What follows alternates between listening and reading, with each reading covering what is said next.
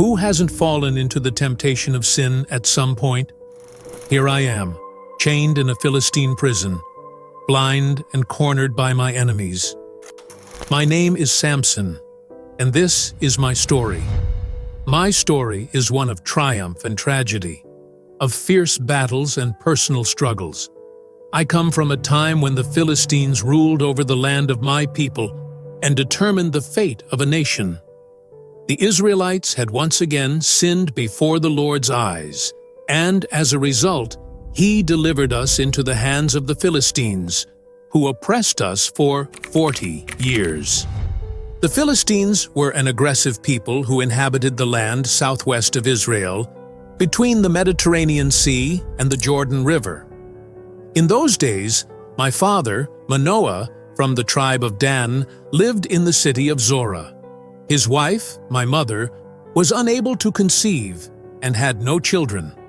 One day, the angel of the Lord appeared to my mother and said, "Though you have not been able to have children, you will soon conceive and give birth to a son.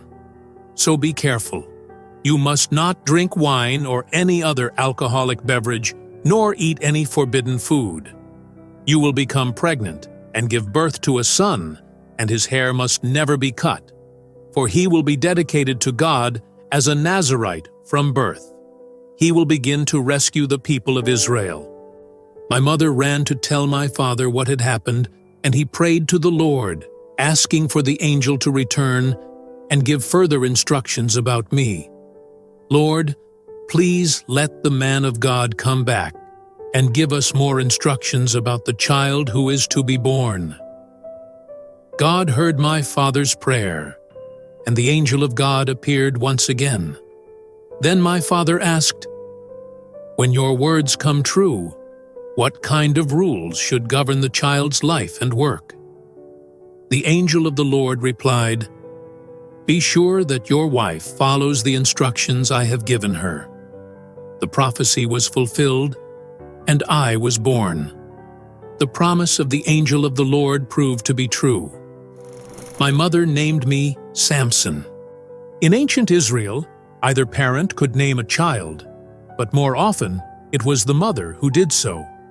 My name, Samson, comes from the Hebrew word for son, meaning little son.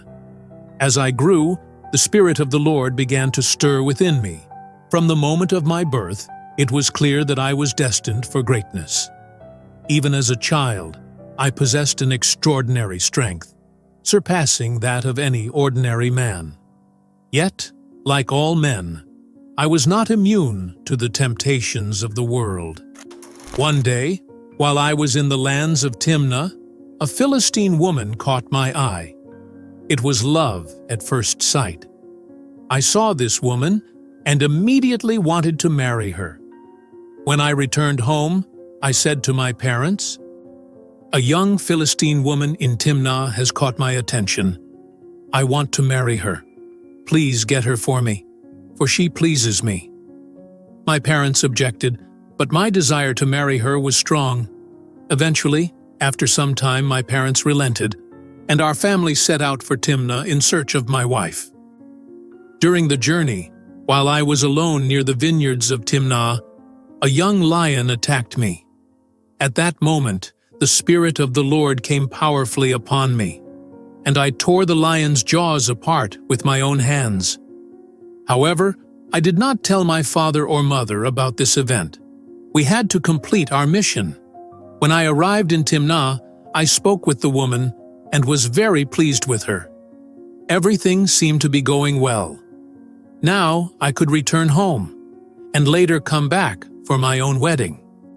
When the time for the marriage arrived, I had to set out once more. During my journey, I passed by the same place where I had faced the lion some time ago. As I approached the lion's carcass, I was surprised to find that a swarm of bees had made some honey inside it. Carefully, I scooped some honey with my hands and enjoyed it along the way. It felt like a reward for the one who had emerged victorious in the past. On the other hand, my father was making the final arrangements for the wedding. I organized a feast in Timnah, as was the custom for young men of the elite. When the bride's parents saw me, they selected 30 young men from the city as my companions. At that moment, I was the center of attention, and I proposed a challenge to them. Let me tell you a riddle. If you solve my riddle, I will give you 30 fine linen tunics and 30 sets of festive clothes. But if you cannot solve it, then you must give me 30 fine linen tunics and 30 sets of festive clothes. Seeing an opportunity to guess the riddle, they accepted. Then I said to them, "Out of the eater came something to eat. Out of the strong came something sweet." 3 days later, they were still trying to figure out the answer. On the fourth day, they said to my wife, "Seduce your husband so that he explains the riddle to us, or we will burn your father's house down with you inside." Then my wife came to me crying and said, "Do you not love me, or do you hate me? You gave my people a riddle, but you haven't told me the answer." But I said to her, "I haven't even told my father or mother. Why should I tell you?" However, after days of tears, I felt overwhelmed and decided to reveal the answer to her. As soon as I entrusted her with the solution, she ran to disclose it to the townspeople. Thus, before the sun set on the seventh day, the men of the city approached me with the answer. What is sweeter than honey? What is stronger than a lion? Immediately, I knew what had happened. My wife had told them the answer. My fury ignited. Not only was I wounded by my wife's betrayal, but also by the dishonor of having been deceived. The fact that my Philistine wife had sided with her own people against me caused deep pain in my heart. However, in great anger, I replied, "If it hadn't been for my wife, you would never have solved my riddle."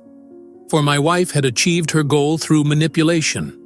Though I paid my debt, I did so at the cost of the Philistines. I took revenge by executing 30 of those enemies, and then, in the city of Ashkelon, I defeated more men, seizing their possessions and distributing their clothes among those who had solved my riddle. Nevertheless, after settling my debt and spending some time in my homeland, I decided to return to claim my wife. However, upon arriving at her house, her father denied me entry. I then discovered that she had been given to my companion, who had also been my best man at the wedding. This betrayal filled me with rage and despair. At that moment, an uncontrollable fury took hold of me, and I swore vengeance against the Philistines. I decided that this time I would not be guilty of the acts I was about to commit. My wrath was unleashed upon her people, and with determination, I took the necessary time to execute my plan. I went out and captured 300 foxes. After capturing the 300 foxes, I arranged them in pairs and tied their tails together. Then, attaching a torch to each pair, I set the flames ablaze and released the creatures into the Philistine grain fields. The fire consumed everything in its path, including the grain, vineyards, and olive groves. When the Philistines inquired about the author of the devastation, some villagers pointed to Samson, attributing the actions to the retaliation for his father-in-law's schemes that had ruined his marriage. However, the Philistines, filled with rage, took revenge by capturing my wife and her father, and as punishment for my actions, they ended their lives. They also chose to attack my people, in search of further vengeance for what I had done. Seeing this injustice, I decided to surrender myself to prevent my people from suffering the consequences.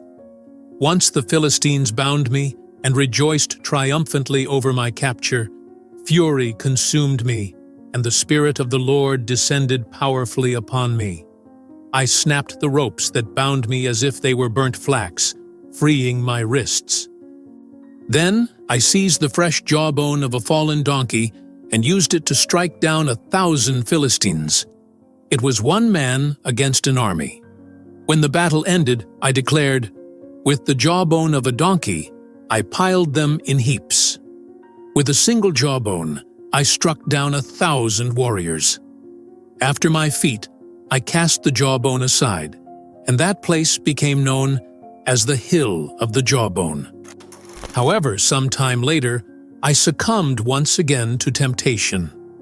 During one of my journeys, I met Delilah, whose beauty had the power to captivate even the most resilient souls. Her cunning seduced me, and carried away by my desires, I fell completely into the arms of a woman who would be my downfall. Though I longed to be an instrument of God, I could not resist the pull of sin. It was at this moment that I found myself trapped, just like so many other men, when we fall into the snare of temptation. Meanwhile, the Philistines were eager to destroy me, so much so that each of them offered Delilah 1,100 pieces of silver to uncover the secret of my supernatural strength.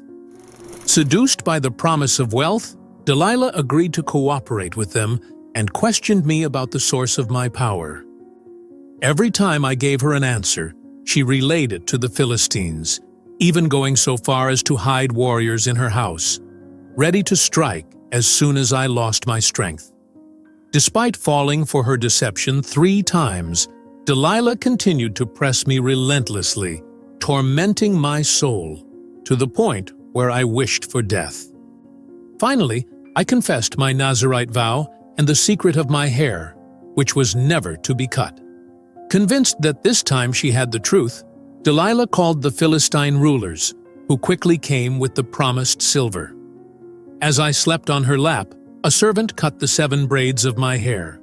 When I awoke, I realized that this time my strength was gone. I had been abandoned by God. The Philistines, who had been lying in wait, prepared to strike. Weak and helpless, I became an easy prey for my enemies, who, in a cruel act, gouged out my eyes and took me captive to Gaza. There, bound with bronze shackles, I was forced to grind grain in the prison mill. But what the Philistines did not expect was that my hair, the symbol of my strength, had already begun to grow back.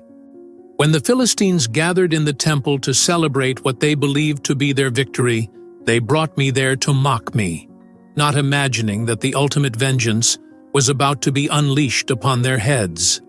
I asked the young Philistine guiding me to place me between the 2 central columns of the building. From the depths of my heart, I pleaded with God, "Lord, give me one last chance to avenge my people and myself. Let the Philistines die with me." Those were my last words. In that act of sacrifice, all the Philistine leaders were included. Well, my intrepid travelers, this is the end of my journey, my last chance for redemption. A story full of heroic acts and tragic downfalls, which serves as both a warning and a lesson. Although I succumbed to temptation and pride, I found the strength to fulfill my destiny, always remembering that true strength comes from humility and wisdom. I am Samson, and this was my story,